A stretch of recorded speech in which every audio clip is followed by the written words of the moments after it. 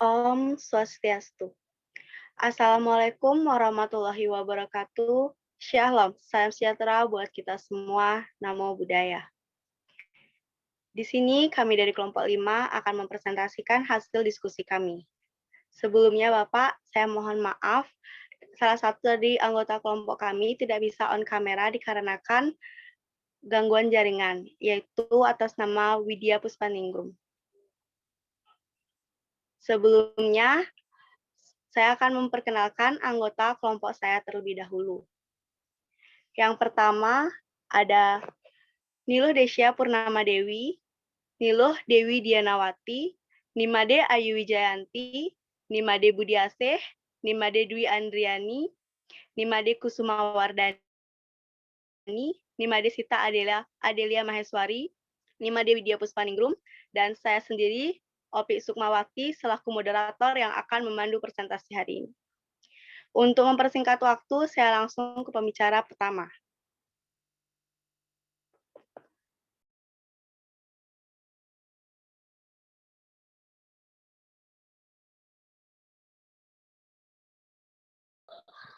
Baik, terima kasih atas waktunya. Di sini saya sebagai pembicara pertama, di mana kelompok kami mengambil topik efektivitas pemberian diazepam dibandingkan dengan midazolam dalam menangani cemas pre-pembedahan pada pasien dewasa. Yang pertama, latar belakang. Ansietas adalah suatu perasaan takut akan terjadinya sesuatu yang disebabkan oleh antisipasi bahaya dan merupakan sinyal yang membantu individu untuk bersiap mengambil tindakan menghadapi ancaman. Pengaruh tuntutan, persaingan, serta bencana yang terjadi dalam kehidupan dapat membawa dampak terhadap kesehatan fisik dan psikologi. Salah satu dampak psikologinya yaitu ansietas atau kecemasan. Kecemasan yang terjadi pada seseorang individu dapat ditemui pada pasien sebelum menjalani tindakan operasi. Komponen-komponen yang terlibat saat seseorang merasa cemas adalah komponen kognitif, somatik, emosional, behavior, gejala cemas, fisiologi yang meliputi peningkatan frekuensi nadi, peningkatan tekanan darah, dan peningkatan pernapasan dan gemetar. Dalam mencegah terjadinya cemas, dapat dilakukan dua pendekatan, yaitu pendekatan farmakologi dan pendekatan non-farmakologi. Pendekatan farmakologi yang digunakan yaitu dengan menggunakan obat midazolam dan diazepam. Midazolam merupakan golongan obat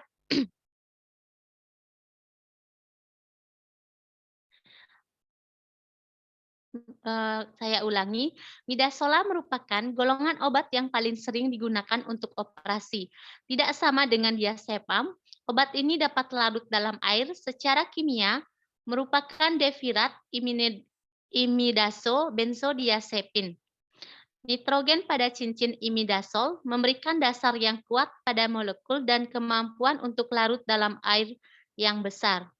Hal ini tampak pada pH dan pada kondisi di mana pH menjadi rendah, cincin imidazol sebaliknya terbuka, sedangkan diazepam adalah turunan dari benzodiazepin yang merupakan sedatif yang berhubungan erat dengan depresi sistem saraf pusat. Benzodiazepin bekerja dengan meningkatkan efek GABA di otak. Dari beberapa penelitian sebelumnya yang telah kami telusuri, khususnya dalam rentang waktu 10 tahun terakhir, dikatakan bahwa midazolam lebih efektif digunakan dalam mengatasi pre-anestesi. Hal ini sangat memungkinkan jika dilihat dari cara kerja dari kedua obat tersebut. Nah, berdasarkan pemaparan latar belakang tersebut, maka kami sangat tertarik untuk mengambil judul atau topik yang telah kami sebutkan di awal. Lanjut.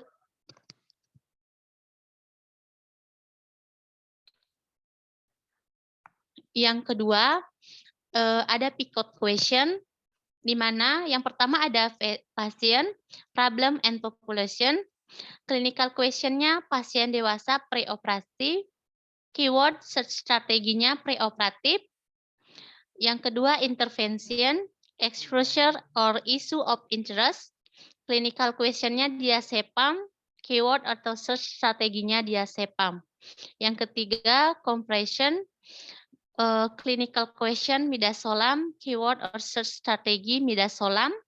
Yang keempat, outcome, di mana di sini kami menggunakan clinical question-nya cemas, keyword atau search strateginya anxiety. Dan yang kelima, type of question or type of study. Di sini kami menggunakan clinical question-nya intervensi, keyword or search strateginya tidak ada. Next. Yang ketiga, foreground question. Yang pertama, pertanyaan yang dirumuskan dalam foreground question ini adalah bagaimana efektivitas pemberian diazepam dibandingkan dengan midazolam dalam menangani cemas pra pembedahan pada pasien dewasa.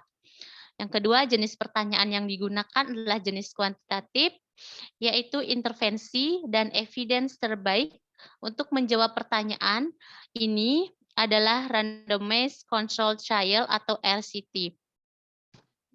Yang keempat adalah search strategi dalam memasukkan keyword berdasarkan foreground question, picot question, serta menggunakan batasan waktu 10 tahun terakhir.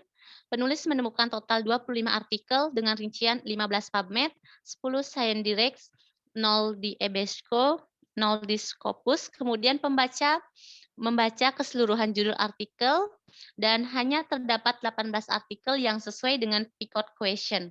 Kemudian penulis menolak 7 artikel karena tidak memiliki komponen seperti tidak ada preoperatif, tidak ada ansietas, dan tidak ada diazepam ataupun midazolam pada judul. Selanjutnya penulis membaca keseluruhan abstrak artikel yang terpilih dan ditemukan 13 artikel bukan merupakan RCT, bukan meta-analisis, bukan systematic review, serta tidak memiliki control group atau kelompok kontrol. Dan langkah selanjutnya penulis menyaring kembali 5 artikel yang tersisa.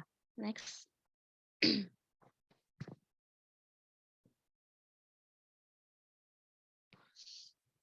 Berdasarkan kriteria duplikasi, kemudian ditemukan hanya 3 artikel yang sesuai dengan kata lain, 2 artikel di-reject karena duplikasi, atau artikel tersisa ini ditemukan juga di sumber database lain.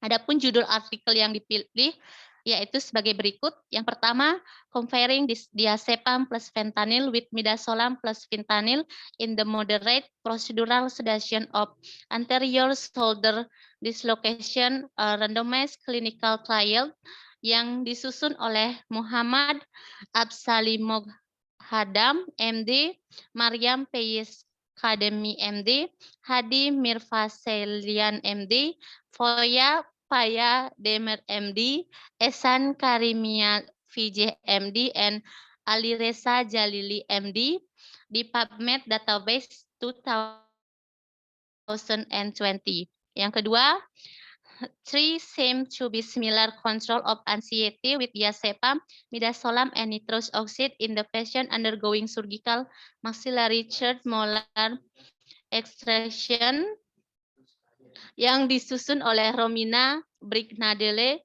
Peterson, DDS, MSc, PhD 2019.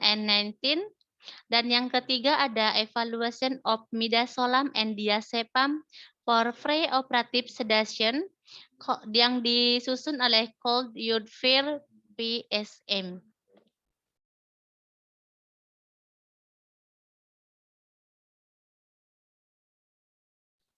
Baik, sekian pemaparan dari saya. Untuk pemaparan selanjutnya akan dipaparkan oleh teman saya. Baik, terima kasih atas waktu yang telah diberikan. Perkenalkan, nama saya Sita Dilia. Izin untuk melanjutkan pemaparan mengenai step-by-step search strategies, di mana pada step yang pertama itu kelompok kami menemukan 25 referensi, di mana PubMed ada 15, kemudian ScienceDirect 10, EBSCO dan Scopus tidak ada. Kemudian kelompok kami menolak atau mengeliminasi 7 artikel karena tidak memiliki komponen seperti tidak adanya preoperatif, tidak ada ansietas, tidak ada diazepam atau midazolam pada artikel atau judul. Kemudian selanjutnya pada step kedua, di mana awal mula kita mendapat 25 referensi, kemudian kita mengeliminasi 7 referensi, sehingga kita menemukan 18 referensi yang memiliki kesamaan. Di mana PubMed itu 17, Sciendirect 1, EBSCO dan Scopus tidak ada. Selanjutnya, kelompok kami menemukan 13 artikel yang bukan merupakan RCT atau Randomized Control Trial, bukan meta-analisis, bukan systematic review, serta tidak memiliki control group atau kelompok kontrol. Kemudian setelah itu, pada step ketiga kami menemukan 5 referensi yang masuk dengan kriteria dan termasuk pada tipe RCT, di mana PubMed yang berjumlah 4 dan Sciendirect 1. Kemudian selanjutnya kelompok kami mereject 2 artikel dikarenakan adanya duplikasi atau dengan arti lain, artikel tersisa ini ditemukan juga di sumber database lainnya. Sehingga untuk hasil akhirnya kelompok kami menemukan atau menggunakan 3 referensi yang sudah pasti, di mana pada PubMed kami menemukan 2 dan Sciendirect 1. Selanjutnya.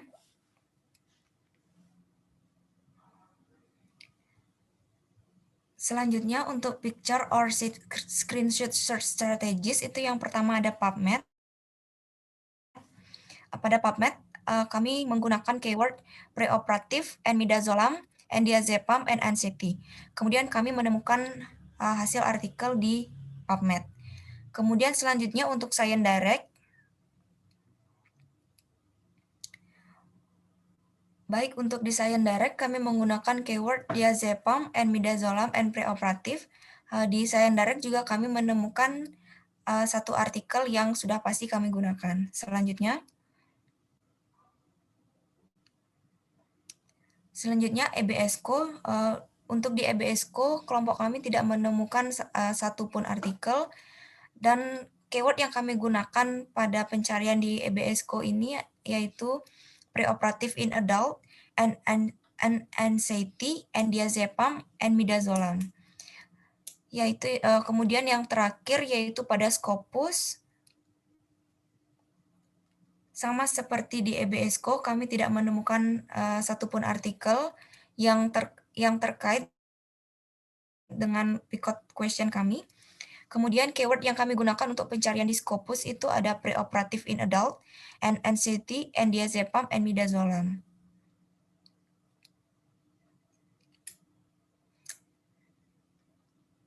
Baik, sekian pemaparan dari saya. Untuk pemaparan selanjutnya, saya persilakan pada teman saya. Baik, terima kasih atas waktunya. Selanjutnya saya akan memaparkan untuk sentences table, di mana ada penulis dan tahun. Yang pertama, Muhammad Afsalimuhad Adam, MD, Mariam Feyis Kademi, MD, Hadi Mirka Selin, MD, Poya Payandemihir, MD, Esan Karimnya Rifijah, MD, and Alicia Lali, MD. Di mana ada level of evidence-nya, randomized consortium atau RCT. Tujuan penelitiannya untuk membandingkan diazepam IV dengan midazolam IV dalam sedasi prosedural sedang atau berdasarkan klasifikasi American Society of Anesthesiologists. Untuk metode dan penelitiannya, uji klinis terkontrol secara acak yang dilakukan dari April 2019 hingga Desember 2019 di Departemen Darurat Rumah Sakit yang berafiliasi dengan Universitas di Teheran, Iran. Kriteria eksklusi adalah sebagai berikut. Penyakit yang mendasari berat yang menghalangi ED-PSA atau status fisik American Society of Anesthesiologists lebih besar dari 2. Seperti gagal jantung, disnya jantung, dan penyakit paru-paru kronis yang tidak terkontrol. Alergi atau kepekaan terhadap benzodiazepin atau opioid, kehamilan, ketidakstabilan hemodinamik, adanya fraktur pada sendi yang terkilir atau berdasarkan protokol UGD lokal. Dalam hal ini kami berkonsultasi dengan ahli bedah ortopedi menggunakan analgesik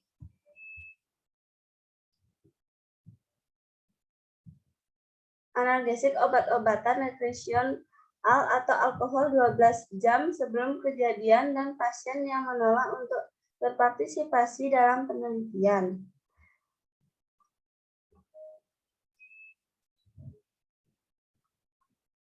Selanjutnya ada intervention atau issue of interest. Mengalokasikan pasien ke dalam dua kelompok setelah mengkonfirmasi diagnosis dengan studi ronsen bahu. Kelompok A mendapatkan diazepam 0,1 mg atau Kg maksimum 15 mg IV ditambah fentanyl 1 mg atau Kg maksimum 150 mg IV, dan kelompok B mendapatkan midazolam M 0,1 mg per Kg atau maksimum 15 mg IV ditambah fentanyl 1 mg per Kg IV.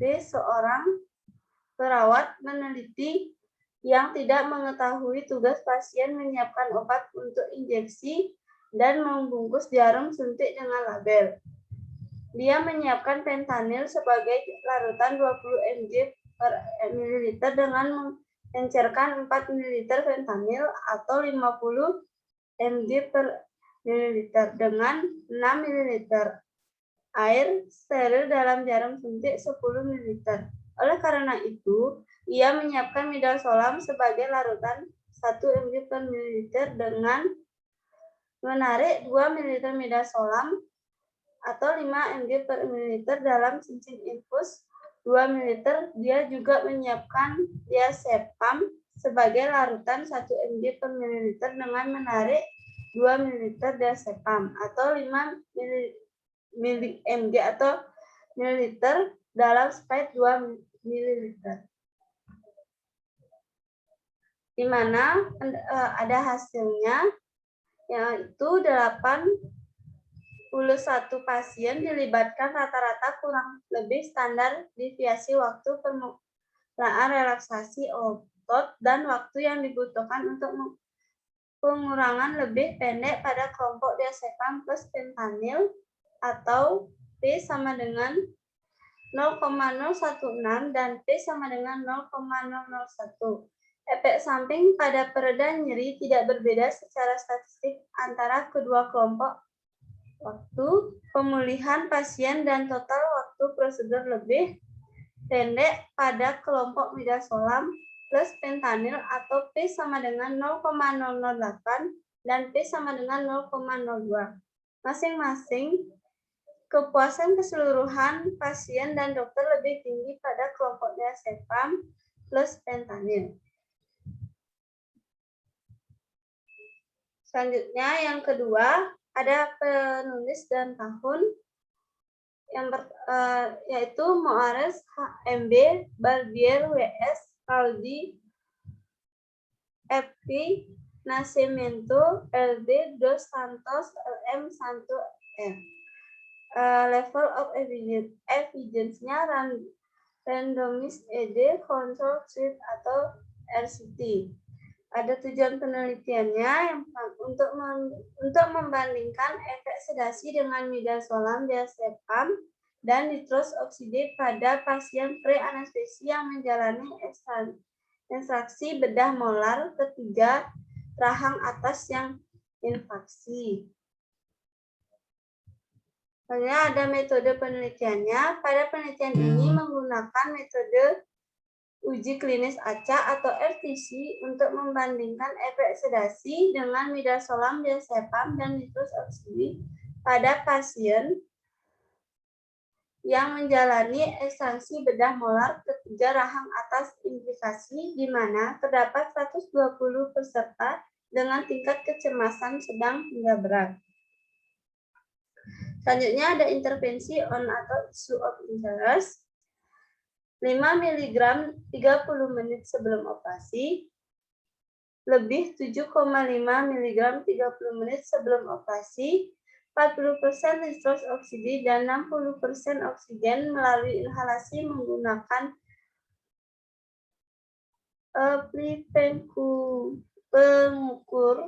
pengukur arus atau Porter MXR 3000 Parker Hannifin 5 menit sebelum operasi. Rata-rata skor pra-operasi 14,5 secara keseluruhan, rata-rata skor pasca operasi 11,4 untuk diazepam, 11,5 untuk midazolam, dan 11,7 untuk nitrous oxide.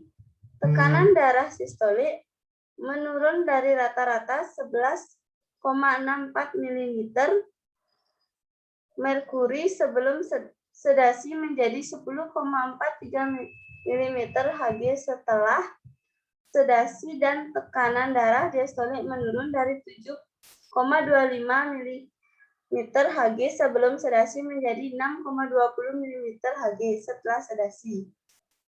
Tingkat kembali normal setelah operasi.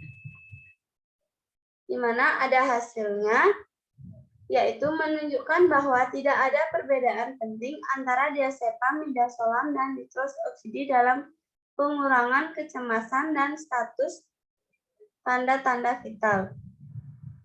Selanjutnya yang ketiga ada tahun penulis dan tahun, yaitu Cole Uthill Surrey PSM, di mana level of evidence-nya randomized control trial atau RCT, dan tujuan penelitiannya untuk mengevaluasi efikasi dan kemampuan toleransi midazolam intramuskular dan diazepam oral untuk sedasi praoperasi pasien yang menjalani operasi efektif dengan anestesi umum.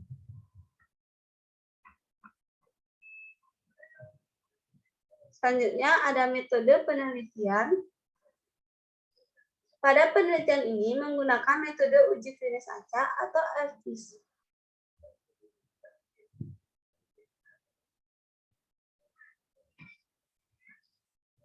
Untuk metode penelitiannya, pasien diacak untuk menerima midazolam atau diazepam midazolam diberikan melalui injeksi intramuskular dengan dosis 80 mg per kg berat badan atau maksimal 5 mg atau jam sebelum operasi. Diazepam diberikan secara oral dengan dosis 10 mg atau 2 tablet IV 2 jam sebelum operasi. Midazolam hidrokalori dan disuplai sebagai 1 ml ampul yang mengandung midazolam HCl 5 mg atau ml atau NOAG 442/54 oleh Randoxy Laboratories Ltd. Diazepam diberikan sebagai tablet 5 mg atau nomor batch P00796. Obat diberikan menurut jadwal acak yang disiapkan dengan menggunakan PROC plan di software. Selanjutnya ada intervensi on issue of interest. Itu midazolam diberikan melalui injeksi intramuskular dengan dosis 80 mikrogram per kg berat badan hingga maksimum 5 mg 1 jam sebelum operasi.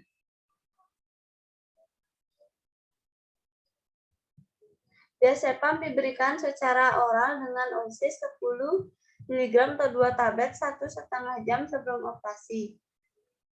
Tanda-tanda vital dicatat 15 menit, 30 menit, dan 1 jam atau untuk midazolam, dan juga pada 1,5 jam atau dalam kasus diazepam.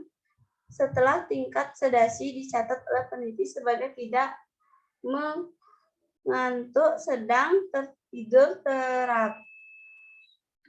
Terapi responsif atau tertidur dan tidak responsif. Pasien menilai tingkat kecemasannya terhadap titik waktu ini pada skala analog visual. Ya, pada saat ini pasien ditunjukkan kartu memori dengan gambar uang kertas Rp1 dan diminta untuk mengidentifikasikan gambar tersebut secara verbal. Prosedur pembedahan dimulai 1 jam setelah pemberian midazolam dan 1,5 jam setelah pemberian diazepam saat didorong ke ruang operasi. Pasien diberitahu bahwa mereka memasuki ruang operasi. Mereka juga diperlihatkan lampu bedah ruang operasi di dalamnya. 24 jam kemudian, dokter diminta untuk menilai pra-pengobatan sebagai sangat baik, baik sedang, atau buruk, atau tidak dapat diterima. Pasien ditanya apakah mereka ingat. Dibawa ke ruang operasi, ditunjukkan lampu bedah, dipindahkan dari tandu ke meja operasi, dan apakah mereka mengingat kartu memori. Jika tidak, mereka diperlihatkan kartu gabungan dari 6 gambar, di mana gambar yang ditunjukkan sebelumnya yaitu gambar uang kertas Rp1 disertakan, dan pasien diminta untuk memilih gambar yang ditunjukkan kepada mereka sebelumnya. Tempat suntikan diperiksa apakah ada nyeri tekan, catatan anestesi, dan catatan pasca operasi diperiksa untuk setiap efek samping anestesi atau bedah yang terkait dengan obat. Selanjutnya ditemukan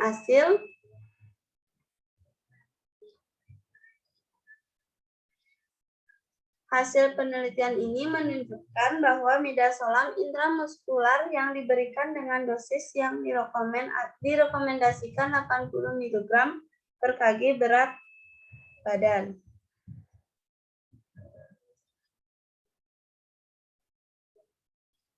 Berat badan adalah premedikasi yang cocok untuk pasien India di asa kelas 1 atau 2. Penelitian ini telah menunjukkan dengan jelas bahwa efek amnesia, ansiolitik, sedatif, dan antidroget yang jauh lebih baik dicapai dengan midazolam dibandingkan dengan diazepam oral 10 mg dosis, di mana diazepam biasanya digunakan untuk premedikasi. Hal ini sesuai dengan penelitian sebelumnya yang menunjukkan bantuan superior kecemasan praoperasi dengan midazolam dibandingkan dengan diazepam.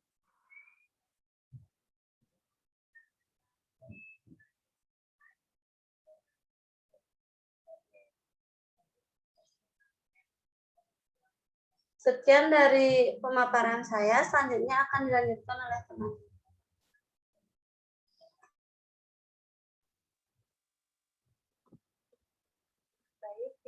Saya akan melanjutkan presentasinya bagian yang ke-6, yaitu critical appraisal, di mana picotnya, pasien atau populasinya, pasien dewasa preoperasi, intervention atau issue of interest-nya, diazepam, comparison-nya, midazolam, outcome-nya cemas, type of question-nya intervensi.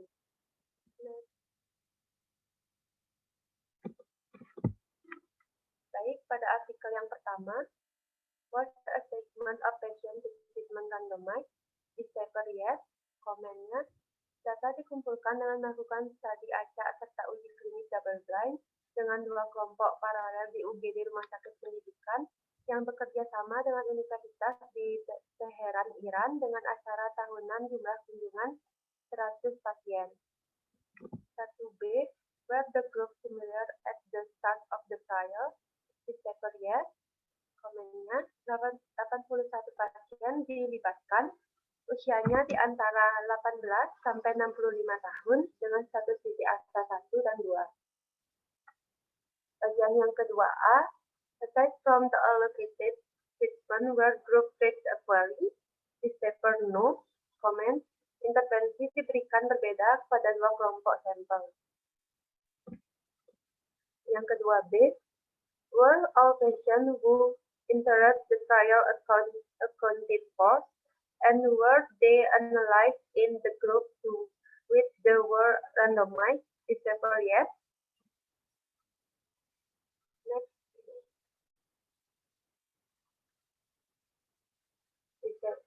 Komennya, kelompok diazepam plus fentanyl sebanyak 42 orang, midazolam plus fentanyl sebanyak 39 orang.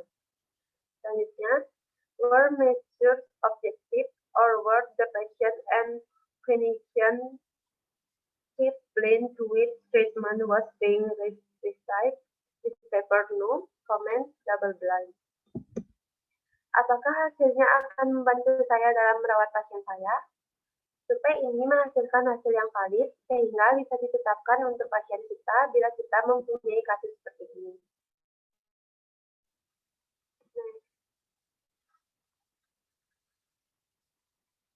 Lanjut, artikel yang kedua. What's the assessment of patient to treatment randomized? This paper yes.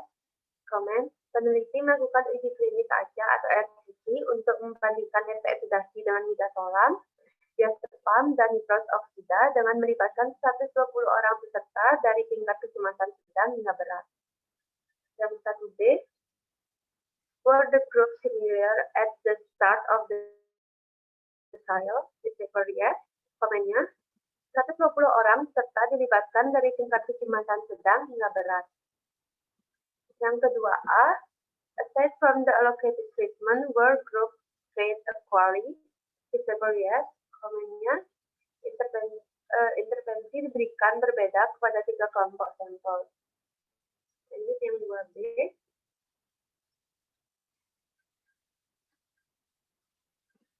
Were all patients who entered the trial accounted for, and were they analyzed in the group to which they were randomized? This paper yes. Komennya, rata-rata atau standar deviasi usia 23 tahun, 66% perempuan. Kegelisahan diukur dengan menggunakan corah dental anxiety scale, kurang lebih 5 mg 30 menit sebelum operasi, kurang lebih 7,5 mg 30 menit sebelum operasi, 40% nitros oksida, dan 60% oksigen melalui inhalasi. Yang ketiga, were measures objective or were the patient and clinician keep blind to which treatment was being received? This paper no. Komennya double blind.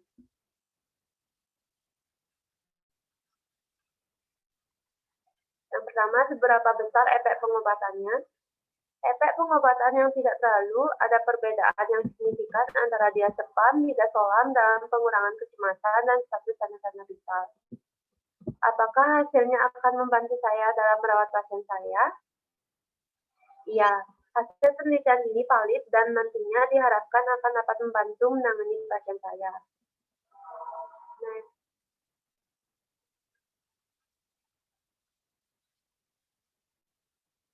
Artikel yang ketiga. 1A. Was the assessment of patient to treatment randomized? This paper yes. Komennya. Data dikumpulkan dengan pengajakan pasien untuk menerima midazolam atau diazepam. 1B. Were the group similar at the start of the trial? This paper yes. Komennya. 113 pasien berpartisipasi dalam penelitian ini dengan jenis kelamin perempuan dan laki-laki yang berusia antara 18 sampai 60 tahun dengan status CCA 1 dan 2. 2A, aside from the allocated treatment, were group treated equally? This paper yes. Komennya, intervensi diberikan berbeda kepada 2 kelompok sampel. 2B, were all patients who entered the trial accounted for, and were they analyzed in the group to which they were randomized? This paper yes.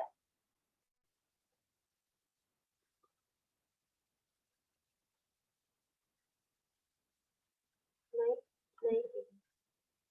di 2A.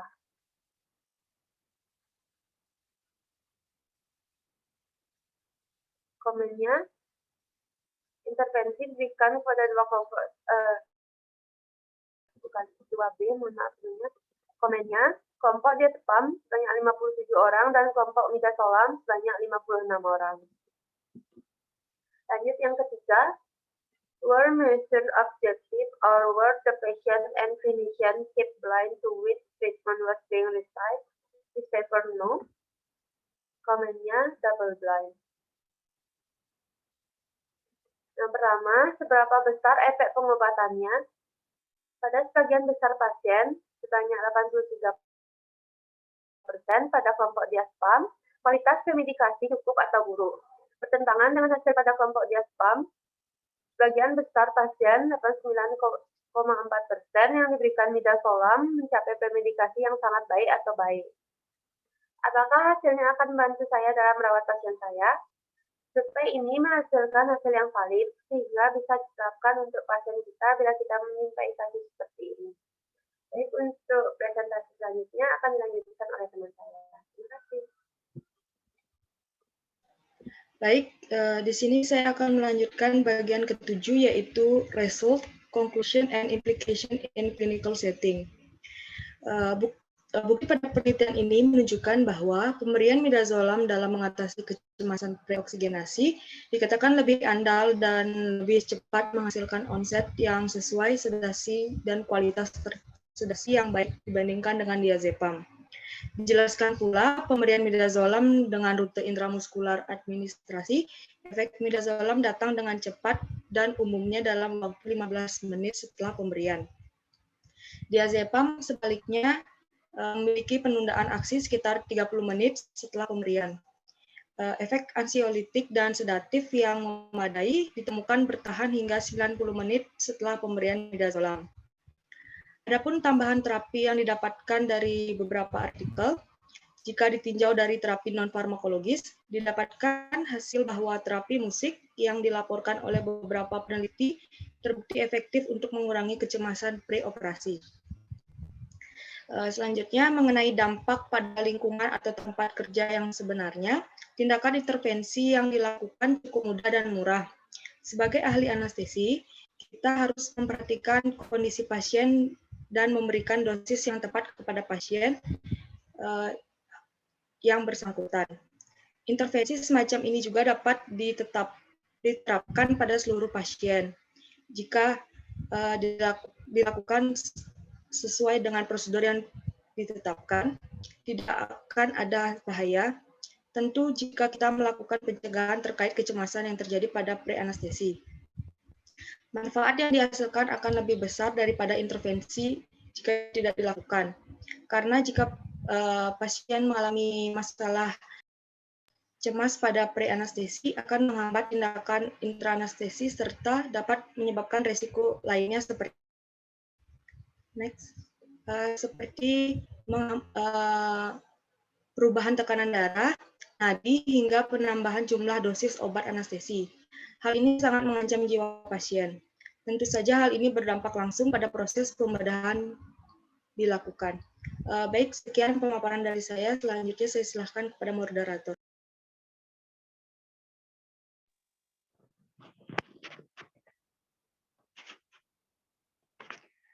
Baik, di sini ada beberapa referensi yang telah digunakan oleh kelompok kami.